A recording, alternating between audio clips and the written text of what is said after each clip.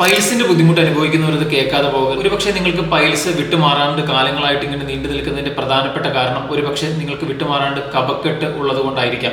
ഞാൻ എന്താണെന്ന് വിശദീകരിക്കാം. നിങ്ങൾക്ക് പൈൽസ് അഥവാ മൂലക്കുരു എന്ന് പറഞ്ഞ ബുദ്ധിമുട്ടുകൾ ഉണ്ടെങ്കിൽ നിങ്ങൾ എന്തൊക്കെ ചികിത്സ എടുത്താലും നിങ്ങൾക്ക് ആ സമയത്ത് വിട്ടുമാറാണ്ട് ചുമയോ അല്ലെങ്കിൽ കഫക്കെട്ടോ ഉണ്ടെങ്കിൽ ഈ പറയുന്ന പൈൽസ് എന്ന രോഗം വിട്ടുമാറുന്നതിന് തടസ്സമായിരിക്കും. കാരണം നമ്മൾ ചുമയ്ക്കുമ്പോൾ നമുക്കറിയാം നമ്മുടെ നെഞ്ചിലെ കഫം പുറത്തേക്ക് വരുത്താൻ വേണ്ടി നമ്മുടെ ശരീരത്തിന്റെ ഒരു പ്രതിരോധ പ്രവർത്തനമാണ്. ആ സമയത്ത് വളരെ ഭയങ്കര എനർജി അല്ലെങ്കിൽ സ്ട്രെസ് ശരീരത്തിന് കൊടുക്കാൻ പറ്റുന്നതുകൊണ്ടാണ്, അതിനൊരു ഫോഴ്സ് കൊടുക്കാൻ പറ്റുന്നതുകൊണ്ടാണ് നമ്മുടെ നെഞ്ചിലെ കഫം ചുമയ്ക്കുമ്പോൾ മേളിലോട്ട് കയറി വരുന്നത്.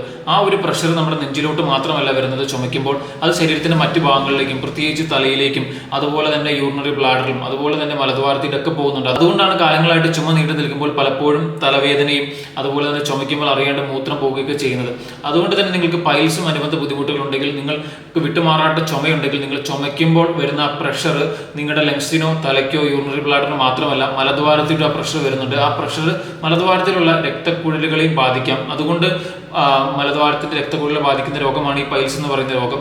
അതുകൊണ്ട് തന്നെ പൈൽസ് വിട്ടുമാറുന്നതിന്, അതിന്റെ പ്രഷർ വീണ്ടും കൂടുന്നതിനും പൈൽസ് വിട്ടുമാറാണ്ട് നിൽക്കുന്നതിനും ഈ ചുമ കഫക്കെട്ട് കാരണമായേക്കാം. അതുകൊണ്ട് തന്നെ നിങ്ങൾക്ക് പൈൽസ് അനുബന്ധ ബുദ്ധിമുട്ടുകൾ ഉണ്ടെങ്കിൽ, അതിനോടൊപ്പം തന്നെ ചുമ കഫക്കെട്ടൊക്കെ വിട്ടുമാറാണ്ട് നിൽക്കുന്നുണ്ടെങ്കിൽ, നിങ്ങൾ ആദ്യം ചുമ കഫക്കെട്ട് പൂർണ്ണമായിട്ട് ചികിത്സിച്ച് ഭേദമാക്കിയതിന് ശേഷം പൈൽസിന് ചികിത്സ എടുക്കുക. എന്നാൽ മാത്രമാണ് പൈൽസ് പൂർണ്ണമായിട്ട് വിട്ടുമാറുകയുള്ളൂ.